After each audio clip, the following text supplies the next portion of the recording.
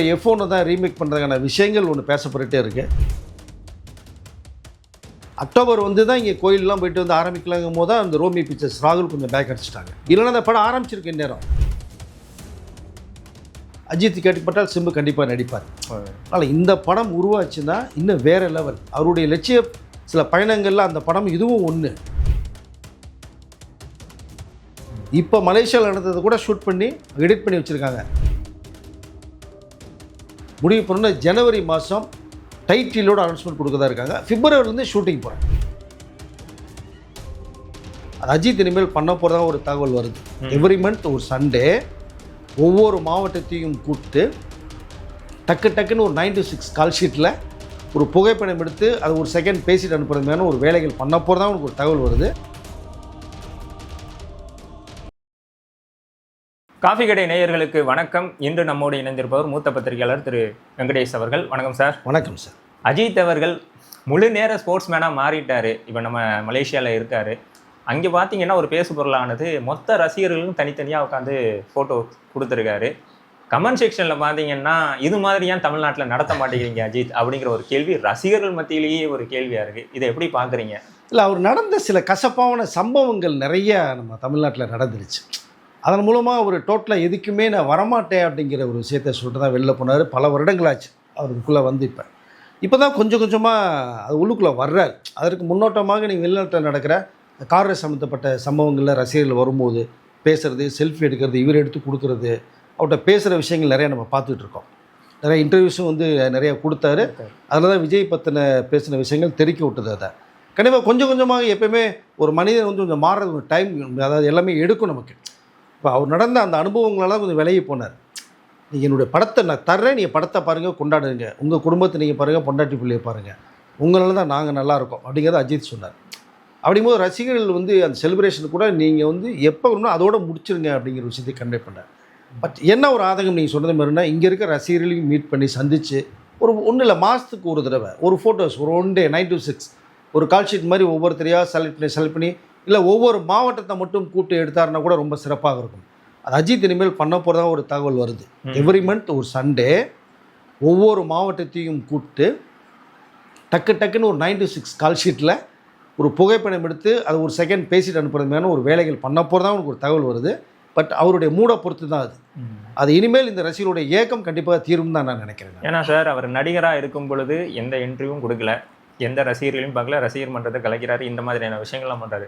தன்னை ஒரு கார் பந்தய வீரராக முன்னிறுத்தணுங்கிறதுக்கு தான் அவர் இன்டர்வியூஸ் கொடுக்குறாரு, ஃபேன்ஸை மீட் பண்ணுறாருங்கிற பொழுது அப்போ தன்னை முழுக்க ஒரு கார் ரேசர் அஜித்குமார் அப்படிங்கிற ஒரு, ஏன்னா அவர் சோஷியல் மீடியாவில் இல்லை, ஆனால் ரேசிங்குள்ளே வந்தோன்னா அஜித்குமார் ரேசிங்னு ஒரு சோஷியல் மீடியா பக்கம் வரும்பொழுது அவர் முழுக்க தன்னை ஒரு கார் பந்தய வீரராக காமிச்சிக்க நினைக்கிறாரா? இல்லை, அவருடைய லட்சியம் சார் அது பைக் ரேஸ், கார் ரேசிங் தான் அவருடைய வந்து லட்சிய பயணம். அதுலேருந்து வெளில வரவே மாட்டார். எந்த நடிகராவது நீங்கள் உலக திரையரங்கிலே இந்த பெரிய மாஸ் ஹீரோ வந்து அவருடைய உயிரை பணயம் வச்சு கார் ரேஸ் கலந்துக்க நீ வரைக்கும் அது கேள்விப்பட்டிருக்கீங்களா? கிடையாது. எனக்கு தெரிஞ்ச வரைக்கும் இல்லை. அப்படி இருக்கும்போது இது ஒரு ஹாப்பி. இதில் நம்ம ஜெயிச்சிட்டோம், எல்லாம் வந்தாச்சு, இதில் வரக்கூடிய பணத்தை அதில் வந்து இறைச்சி தண்ணி மாதிரி இறைச்சி பண்ணிகிட்ருக்கார். பட் நீங்கள் இதுக்கு முன்னாடி இன்டர்வியூவில் நிறையா கொடுத்துருக்காரு. நீங்கள் கொடுக்கலன்னு கிடையாது. அவர் தமிழ் ஃபீல்டில் இருக்கும்போதெல்லாம் நீங்கள் பழைய அஜித்குமார் இன்டர்வியூவில் எடுத்து பாருங்கள், நிறையா கொடுத்துருக்காரு. சமீபத்தில் கொடுக்கல. அதற்கு ஏற்பட்ட அந்த கசப்பான அனுபவங்கள் நிறைய இருக்குது அவருக்கு.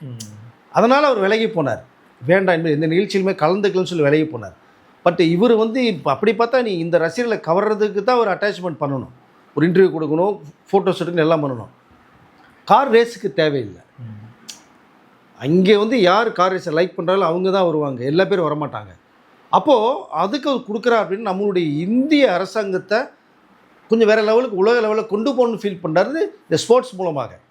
அதில் தான் 3 முறை உங்களுக்கு விருதுகளை வாங்கி நமக்கு அதை மிகப்பெரிய ஒரு பெருமையை சேர்த்தார். நம்ம அப்படி தான் அதை பார்க்கணும். பட் அங்கே சில நேரங்களில் நீங்கள் இங்கே தான் உங்களுக்கு கசப்பான அனுபவம் தவிர வெளிநாட்டில் கிடையாது அவருக்கு. இப்போ நம்ம பேசிக்கிட்டு இருக்க இந்த நேரத்துக்கு முன்னாடியே ஒரு நியூஸ் ஒன்று நான் பார்த்தேன், அவரோட வீடியோ தான். அதில் என்ன சொல்லியிருக்காருன்னா, என் அன்னைக்கு சப்போர்ட் பண்ணுறங்கிறனால என்னை பார்க்க வரங்கிறதுனால மற்ற அணிகளை டிஸ்டர்ப் பண்ணாதீங்க, அது எனக்கு நீங்கள் கொடுக்குற மரியாதைங்கிறத தாண்டி அது நம்மளோட பொறுப்பு அப்படின்னு சொல்லிட்டு தொடர்ச்சியாக நல்ல கருத்துக்களை சொல்லிக்கிட்டு இருக்காரு. அதே மாதிரி தமிழ்நாட்டில் உள்ள ரசிகர்களுக்கும் இது மாதிரி பண்ணுங்க அப்படிங்கிற ஒரு விஷயத்த சொன்னால் அவங்களும் கரெக்டாக ஃபாலோ பண்ணிடுவாங்கல்ல. இல்லைன்னா கொஞ்சம் கொஞ்சமாக வர்றாருன்னு சொன்னேன் இல்லையா? வர்றாரு. இந்த ரசிகர்களையும் மடத்துக்கிட்ட கொண்டு போக போகிறாரு அவர். நீங்கள் வெளிநாட்டில் போகும்போது நம்மளுடைய மக்களுடைய ரசனை ஒன்று இருக்குல்ல, அவங்களுடைய ஆக்டிவிட்டீஸ் வேறு மாதிரி இருக்கும். ஃபாரினர்ஸுடைய அந்த அப்ராருடைய அந்த ஆக்டிவிட்டீஸ் வேறு மாதிரி இருக்கும். பட் நம்ம போய் இங்கே விசில் அடித்து கைத்தட்டி ஒரு மாதிரி கலவரம் பண்ணோம்னா அவங்களுக்கு அது ஒரு டிஸ்டர்பன்ஸாக இருக்கும். அவங்களுக்கு மற்றவருடைய பார்வைக்கு அது வேணான்னு சொல்ல வர்றாரு.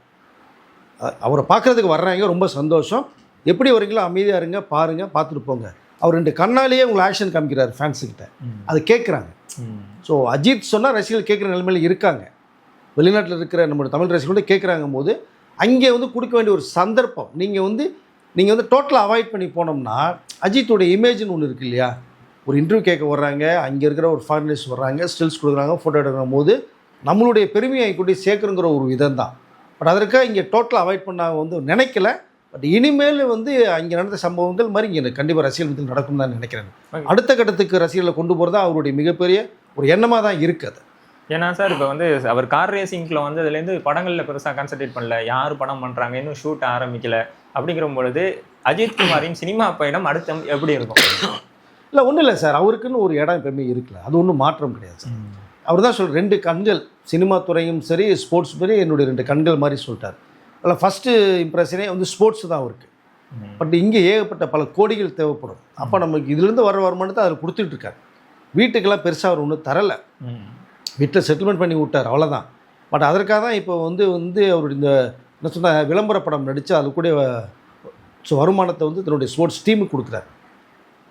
நம்ம இப்படி தான் எடுத்துக்கணுமே தவிர அவருடைய ஸ்போர்ட்ஸ் ஆர்வங்கிறது வந்து எனக்கு தெரிஞ்ச வரைக்குமே கிட்டத்தட்ட 95லேருந்தே இருக்கு அவருக்கு. 95 30 வருடமாக இருக்காது. உல்லாசம் படத்துலேருந்து வரும்போதெல்லாம் பார்த்தீங்கன்னா அவருக்கு அப்போவே ஒரு தனி காரில் ஸ்போர்ட்ஸ் மெட்டீரியலை வச்சுருப்பார். அவர் டொயோட்டா குவாலிஸ் ஒரு கார், அதுக்கு மட்டுமே வச்சுருந்தார், யூஸ் பண்ணார். அவருடைய ஆசைகள் அப்போ இருந்ததுக்கு அதுக்கு வேண்டிய ஒரு நேரம் வரணும். இப்போ மருதநாயகம் படம் வந்து 100 கோடி ரூபா இருந்தால் அன்றைக்கி எடுத்துருப்பார் கமல். ஸோ மிகப்பெரிய லட்சிய படம் அவருக்கு. ஆனால் அன்றைக்கி அந்த 100 கோடி ரூபா கொடுத்து பண்ணுறதுக்கு தயாரிப்பு நிறுவனம் எதுவுமே இல்லை. பட் இன்றைக்கி இதுவே வந்து ஒரு 500 கோடி எடுக்கிறதுக்கு இந்த கமல்ஹாசனே கெப்பாசிட்டி இப்போ இருக்குது. இப்போ மருதநாயகத்தவர் எடுக்க போகிறாரு. சரிங்களா, லட்சிய படம். ஒவ்வொருத்தரும் லட்சியம் இருக்கும். அஜித்துக்கு அப்போ இருந்தே இந்த லட்சியம் இருந்தது, பைக் ரேஸ், கார் ரேஸ் அப்படின்னு சொல்லி. இல்லை அதற்குரிய வேலையில் அவர் பார்த்துட்டு இருக்காரு தவிர நீங்கள் வந்ததுக்கு பிறகு நீங்கள் வந்து இந்த படங்கள் கமிட் பண்ணுறதும் சரி, நிறைய படத்துக்குள்ளே வந்துட்டார்னா ஸ்போர்ட்ஸை உள்ள வந்து இழுக்க மாட்டார் சார். அது மாதிரி ஸ்போர்ட்ஸுக்குள்ளே போய்ட்டால் படத்துக்குள்ளே கான்சன்ட்ரேட் பண்ண மாட்டார். நான் அக்டோபர் தான் இங்கே வருவேன், அது வரைக்கும் நான் பேச மாட்டேன்ட்டார். அக்டோபர் வந்து தான் இங்கே கோயிலெலாம் போயிட்டு வந்து ஆரம்பிக்கலாங்கும் போது தான் அந்த ரோமி பிக்சர்ஸ் ராகுல் கொஞ்சம் பேக் அடிச்சிட்டாங்க. இல்லைன்னா அந்த படம் ஆரம்பிச்சிருக்கு நேரம். உங்களுக்கு இப்போல்லாம் வந்து டைட்டிலோடு வந்து அட்வர்டைஸ்மெண்ட் கொடுக்குறதா இருந்தாங்க அவங்க. இப்போ அது தள்ளி போயிருக்கு. அதனால் சிறுத்தை சிவா சன் பிக்சர்ஸ்க்கு அது ஒரு பிளான் போகுது. வரிசையாக ஒரு 5 பேர் டைரக்டர் வெயிட்டிங்கில் தான் இருக்காங்க. இதுக்குள்ளே வரும்போது அதுக்குள்ளே போக மாட்டார், அதுக்குள்ளே போகும்போது இதுக்குள்ளே வர மாட்டார். 2 கலக்க விரும்பல அவர். நான் 2 பேர் 2 கண்கள்னு சொல்கிறார். இப்போ சமீபத்தில் ஒரு தயாரிப்பாளர் சொன்ன இன்டர்வியூவில் என்ன சொல்லியிருக்காங்கன்னா, அஜித் நல்லவர், அஜித் நல்ல பண்பானவர், ஆனால் அஜித்தை சுற்றி இருக்கவங்க நிறைய பேர் அவரோட வளர்ச்சிக்கு தடையாக இருக்காங்கிற மாதிரியான வார்த்தைகள்லாம் பேசியிருக்காரு. இதை எப்படி பார்க்குறீங்க? இல்லை, அன்றைக்கு இருந்தவர்கள் வந்து சுரேஷ் சந்திரா இன்னைக்கு ஃபுல்லாக இருக்கார் சார். சுரேஷ் சந்திராவுக்கு முன்னாடி பார்த்தீங்கன்னா நிக்காட்ஸ் சக்கரவர்த்தின்னு ஒருத்தர் இருந்தார். சக்கரவர்த்தி சொல்கிறத அஜித் கேட்டுட்டு இருந்தாங்க. ஏன்னா இவர் இப்போ ஒரு ஹீரோ எல்லாத்துக்குள்ளுமே ரோலிங்கில் போக முடியாது. ஒரு கம்பெனி அந்த ஆஃபீஸ் போகணும், அவங்க ஸ்ட்ரென்த்து எப்படி என்னங்கிறதெல்லாம் விசாரித்து படம் பண்ணி கதை கேட்டு பண்ணுறது தான் ஒரு குரூப் வச்சுருப்பாங்க. இப்போ அப்போ வந்து நிக்காட் சக்கரவர்த்தி இருந்தாங்க. பட் நிக்காட் சக்கரவர்த்திக்கு முன்னாடி ஒருத்தர் இருந்தார் திருமூலுக்கு, அஜித் கூட ராஜான்னு ஒருத்தவங்க இருந்தாங்க. மிக அருமையான ஒரு பெர்சன். கரெக்டாக இது சார் இதுதான் பிளான் பண்ணி அஜித்தை சொல்லுவார். பட் அவர் சில சந்தர்ப்ப சூழ்நிலையாக அவர்களுக்குள்ளே ஏற்பட்ட ஒரு சின்ன அஜித் கிடையாது, மற்றவர்களால் சின்ன சின்ன பிரச்சனைகள் வரும்போது தான் அதில் அந்த அவர் ராஜா வெளில போனார். அப்போ தான் நிக்காட் சக்கரவர்த்தி உள்ளுக்குள்ளே வந்து அஜித்துக்கு என்ன தேவைகளோ இவருடைய பினாமின்னு கூட பேசப்பட்டுச்சு நிறைய பேருக்கு. ஸோ அஜித்தோட பினாமி நிக்காட் சக்கரவர்த்திலாம் பேசப்பட்டாங்க. பட் அந்த சக்கரவர்த்தி சொல்கிறது ஒரு பிளானிங்கில் ஒன்று போயிட்டு அஜித் கேட்டுட்டு இருந்தார். இப்போ அவரும் இல்லை. இப்போ இருக்கிற சுரேஷ் சந்திரா மட்டும்தான் இருக்கார். அவர் தான் இப்போ A to Z அஜித்துக்குள்ள விஷயங்கள் பூராவுமே வந்து கவனிச்சிட்ருக்கார். அஜித்தை சுற்றிலும் இப்போ ஒரு பெரிய ரவுண்ட் அப் கேங் இருக்கானே கிடையாது. ஸோ இவர் ஒருத்தர் தான் இருக்கார். அவர் காஜாமீதர்கள் சொல்கிறது வந்து முன்னே நடந்த விஷயத்த சொன்னார். அன்னைக்கு வந்து நிக்காட் சக்கரவர்த்திக்கு நான் எவ்வளோ ஹெல்ப் பண்ணேன், அதே சக்கரவர்த்தி என்ன எவ்வளோ டிஸ்டர்ப் பண்ணாருங்கிற விஷயத்த காஜாமீதன் அவர்கள் சொன்னார். இல்லை அவருடைய வழி ஏற்பட்ட ஒரு கசப்பான அனுபவத்தை காஜாமீதன் சொன்னார்.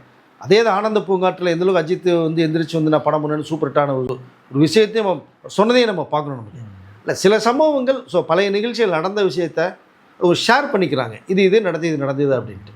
இப்போ சுரேஷ் சந்திராவில் இருக்கிறதுனால இப்போ ஒன்றும் பிரச்சனை இல்லை, அஜித்துக்கு நீட்டாக போயிட்டு. சார் இப்போ வந்து ரொம்ப ஹாலிவுட்டில் பிரபலமான படம்னா F1 படத்தை வந்து அஜித் அவர்கள் ரீமேக் பண்ணி அதில் வந்து மெயின் கேரக்டர் அஜித்தாகவும் இன்னொரு கேரக்டர் சிம்பு, கமல் இவங்கெல்லாம் நடித்தா நல்லா இருக்குங்கிற மாதிரியான வீடியோஸ்லாம் நிறைய வந்துகிட்டு இருக்கு. ஆனால் அஜித்துக்கும் அந்த மாதிரியான ஒரு ரேஸ் படம் நடிக்கிறதுல இன்ட்ரெஸ்ட் இருக்கா சார்? கண்டிப்பாக இருக்குது. அந்த வந்து நீங்கள் சொன்ன மாதிரி F1 தான் ரீமேக் பண்ணுறதுக்கான விஷயங்கள் ஒன்று பேசப்பட்டுட்டே இருக்குது. நான் என்ன சொல்கிறேன், இன்னொரு இங்கிலீஷ் படத்தை ரீமேக் பண்ண அவசியம் இல்லை. நீங்கள் ஸ்ட்ரைட்டாக ஒரு கதை ரெடி பண்ணிட்டு போகலாம். அஜித்தை வச்சுட்டு காரை சம்மந்தப்பட்ட ஒரு ஹீரோவுக்குன்னா ஆப்போசிட்டாக ஒரு கேரக்டர்னா நீங்கள் சொன்ன மாதிரி சிம்பிளை மொத்தம் யூத்தான். இப்போ 2 பேரும் மலேசியாவில் ஒன்றா மீட் பண்ண ஒரு வீடியோ நீங்கள் பார்த்துருப்பீங்க. அந்த காஸ்டியூம் இந்த சிம்பு கிட்ட கொடுத்துட்டாரு. சிம்பு போட்டு வெளில வர்றாரு, இவர் நார்மல் காஸ்டியூமில் வர்றாரு.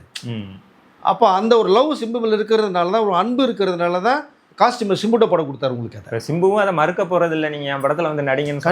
கண்டிப்பாக ஏன்னா பயங்கரமான எஸ். ஏன்னா இவருக்கு ஒரு கேங் இருக்கும்போது அஜித்துக்குள்ள ஃபேன்ஸ் எல்லாம் சிம்புக்கு மாறுவாங்க இல்லையா? ஸோ அதனால் சிம்பு இந்த மாதிரி ஒரு ஸ்கிரிப்ட் ரெடியானால் கண்டிப்பாக அஜித் கேட்டுப்பட்டால் சிம்பு கண்டிப்பாக நடிப்பார். அதனால் இந்த படம் உருவாச்சுன்னா இன்னும் வேறு லெவல். அவருடைய லட்சிய சில பயணங்களில் அந்த படம் இதுவும் ஒன்று.